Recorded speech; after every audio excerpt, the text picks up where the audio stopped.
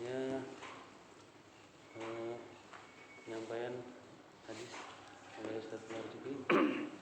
Sudah sempat persilakan. Ya. Bismillahirrahmanirrahim. Assalamualaikum warahmatullahi wabarakatuh. Waalaikumsalam warahmatullahi wabarakatuh. Alhamdulillahirabbil alamin wassalatu wassalamu ala Rasulillah wa ala alihi wa sahbihi wa man walah. Asyhadu an la ilaha illallah wa asyhadu anna Muhammadan abduhu wa rasuluhu la nabiyya ba'dah. Amma ba'du.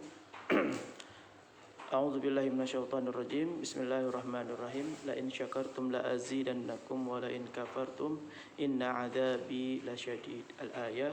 Shadaqallahul azim. Baik, teman-teman semua yang saya hormati, yang saya cintai semuanya. Alhamdulillah, bersyukur kepada Allah atas karunia-Nya yang sangat besar kepada kita, yang sangat banyak kepada kita nikmat-nikmatnya, sehingga kita bisa menjalankan rutinitas kita dalam keadaan sehat dan baik-baik semuanya. Alhamdulillah. Salawat dan salam mari senantiasa kita perbanyak salawatnya dan kita sampaikan kepada Rasulullah Shallallahu Alaihi Wasallam, karena beliau satu-satunya nabi dan satu-satunya rasul yang nanti pada hari kiamat akan memberikan syafaat kepada umatnya. Ustadz dan ustadzah yang saya banggakan, yang saya cintai semuanya, di awal saya sampaikan tentang dalil sebuah aktivitas apa, yaitu bersyukur. Nah, teman-teman, yang dirasa sekarang adalah kita masuk musim penghujan, di mana seringkali kita menemukan dalam satu hari itu beberapa kali turun hujan. Nah, tentunya hujan ini bagian dari nikmat Allah. Yang harus kita lakukan sebagai seorang muslim adalah mensyukurinya.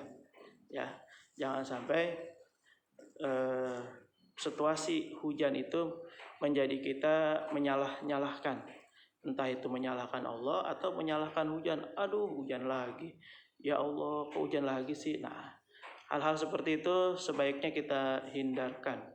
Sebaiknya kita tidak lakukan dan jangan sampai terucap. Ya, justru yang harus terucap oleh setiap muslim ketika hujan adalah Allahumma shayyiban nafi'a. Doa, perbanyak doa ya. Jadi itu bagian dari nikmat Allah buat kita. Nah, selanjutnya terkait syukur juga adalah semua peristiwa, semua kejadian, semua kondisi ya harus kita syukuri. Ya. Dalam Islam nggak ada yang namanya sial. Wah, gue lagi sial nih. Wah, ini mah buang sial aja, nggak ada. Ya. Jadi dalam Islam itu nggak ada istilah sial. Kondisi yang memang konon terjadi tidak kita inginkan dan tidak kita harapkan dan sangat tidak mengenakan, itu seringkali kita menyebutnya sebuah kesialan. Padahal dalam Islam itu tidak ada. Ya. Jadi tidak ada istilahnya sial-sial seperti itu. Yang ada apa? Yang ada adalah apapun yang terjadi itu bagian dari skenario Allah buat kita. Itu rencana Allah buat kita. Dan pastinya Allah Maha tahu apa yang menjadi kebutuhan kita. Makanya ada sebuah keterangan, belum tentu yang kita anggap baik di mata Allah baik. Ya. Begitu juga sebaliknya. Artinya apa? Semua yang terjadi itu adalah yang terbaik dari Allah buat kita. Itu harus kita yakini, ya. Ustadz, gimana kalau kecopetan, kalau kerampokan, atau lagi di jalan ban tiba-tiba kempes? Apa itu peristiwa yang baik juga? Iya, itu peristiwa yang baik, ya. Jadi nggak ada sebuah kejadian yang memang misalnya menurut kita tidak mengenakan, terus kita sebut itu sebagai kesialan. Bukan, nggak ada. Justru itu rencana Allah buat kita dan itu sudah disesuaikan dengan kemampuan kita dan sudah disesuaikan dengan kadar keimanan kita. Semakin tinggi keimanan seseorang, maka ujiannya pun semakin tinggi. Ya, jadi Saya mengajak diri saya juga di awal ini dan semuanya, mari kita syukuri apa yang ada saat ini sama kita. Syukuri itu.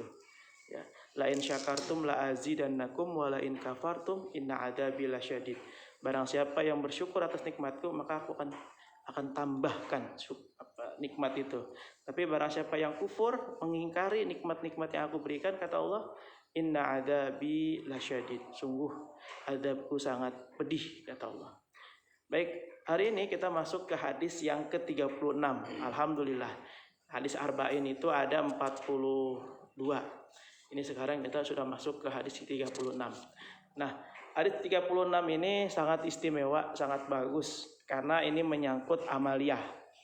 Biasanya manusia secara umum kalau melakukan sebuah pekerjaan tapi nggak ada bayarannya, nggak ada ganjarannya, kita nggak semangat. Bener nggak? Benar. Apalagi nggak dibayar. Bener nggak? Benar. Nah, hari ini kita belajar beberapa amalan yang itu balasannya langsung kita ketahui.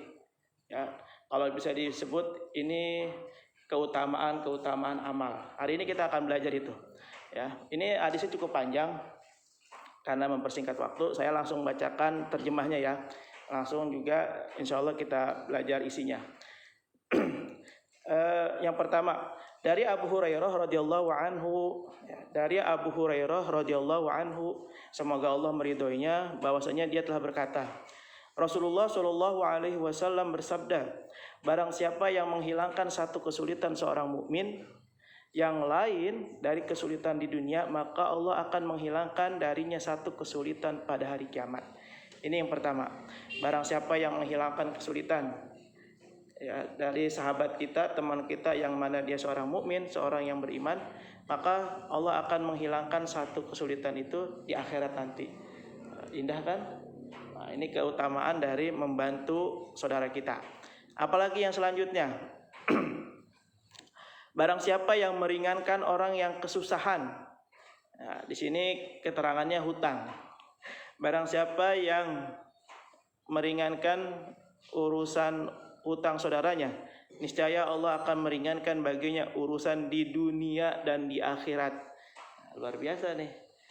Ya, jadi urusan utang ini memang bukan urusan yang main-main dan dan perhitungannya sangat besar. Bahkan orang yang mati syahid sekalipun itu nggak jadi masuk surga gara-gara masih punya utang. Ya nggak jadi itu. Padahal dia udah syahid di jalan Allah, terbunuh di jalan Allah, harusnya masuk surga tanpa hisab. Bahkan pakaiannya itu nggak boleh dimandikan, nggak boleh dilepas, dikubur sesuai dengan kondisi fisik saat itu. Tapi karena dia punya hutang, akhirnya dihisab dulu, ya diperkarakan tuh hutangnya. Nah makanya barang siapa yang di antara kita bisa memudahkan saudaranya dalam masalah piutang, itu Allah akan memudahkan urusannya di dunia dan di akhirat. Entah itu diringankan, didiskon misalnya, entah itu dibayarin, entah itu dianggap lunas. Wah itu masing-masing ada tingkatannya. Tinggal biasanya semakin berat sebuah amal perbuatan, itu ganjaran juga semakin berat. Biasanya seperti itu. Itu yang kedua. Yang selanjutnya, barang siapa yang menutupi aib seorang muslim, menutupi aib seorang yang beriman di antara kita, niscaya Allah akan menutupi aibnya di dunia dan di akhirat. Aib itu sebuah kejelekan, sebuah keburukan, sebuah kehinaan, yang mana kita sendiri kalau aib kita terbuka, kita malu. Apalagi kalau dibuka sama orang lain. Biasanya kita kalau nggak marah, emosi udah pasti kan. Nah, kalau kita bisa menyembunyikan aib saudara kita, kejelekan saudara kita, ya, maka Allah akan menutupi aib kita di dunia maupun di akhirat nanti. Nah, aib di sini mungkin bukan dalam ketentuan yang dibenarkan. Dalam artian kejelekan ini ketika memang dalam rangka menuju kebaikan, kita sampaikan. Jangan sampai Pak Dhani ditanya, Pak Dhani, Pak Iqbal hafalannya udah berapa juz? Wah, dia udah 20 juz. Padahal baru juz 1 atau juz 2. Nah, itu nggak apa-apa disampaikan kalau untuk dalam rangka kebaikan. Terus yang selanjutnya, nih, dan Allah akan senantiasa menolong hambanya, ya, menolong hambanya dan saudaranya. Selanjutnya, barang siapa yang menempuh jalan untuk mencari ilmu, niscaya Allah akan memudahkan baginya jalan menuju surga. Jadi mencari ilmu itu di mana saja dan pada siapa saja. Walaupun dari ruangan ini pindah ke ruangan Bu Ayu, dalam rangka kita mendapatkan sebuah pengetahuan, informasi, itu juga ilmu.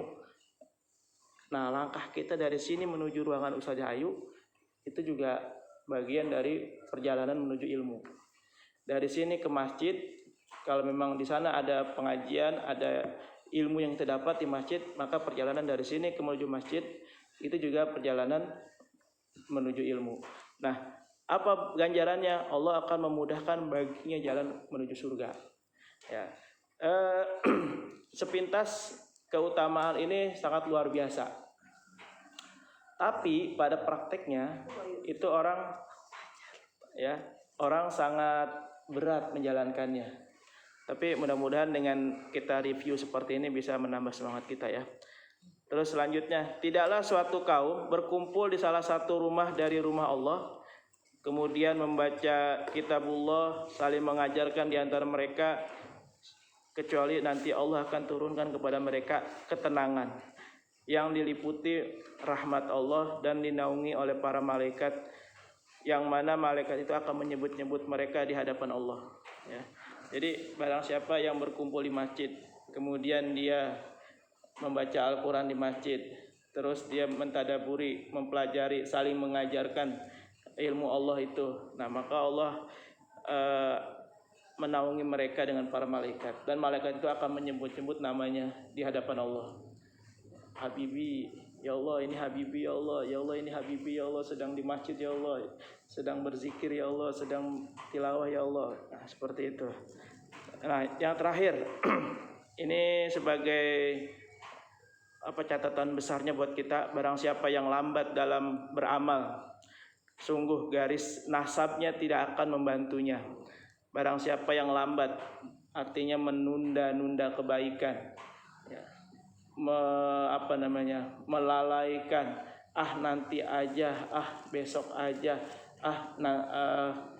di kesempatan yang lain aja. Nah, jadi kebaikan yang saat itu sebenarnya bisa dilakukan, tapi kemudian dia tunda, kemudian dia lalaikan, maka ketahuilah bahwa garis nasab tidak akan membantu. Maksudnya adalah sekalipun orang tuanya seorang ulama besar, sekalipun orang tuanya itu tokoh agama, maka nasab itu ya tidak bisa menolong dirinya. Jadi menunda kebaikan itu sampai level orang tuanya seorang ulama besar sekalipun itu nggak akan bisa menolong dirinya. Ya, Allahu a'lam bishawab. Mudah-mudahan kita bisa mengamalkan hadis ini. Ini karena panjang, nanti coba saya sedikit rangkum biar bisa dinikmati, dibaca-baca di grup ya. Allahu a'lam bishawab. Mohon maaf kalau ada yang kurang berkenan. Assalamualaikum warahmatullahi wabarakatuh.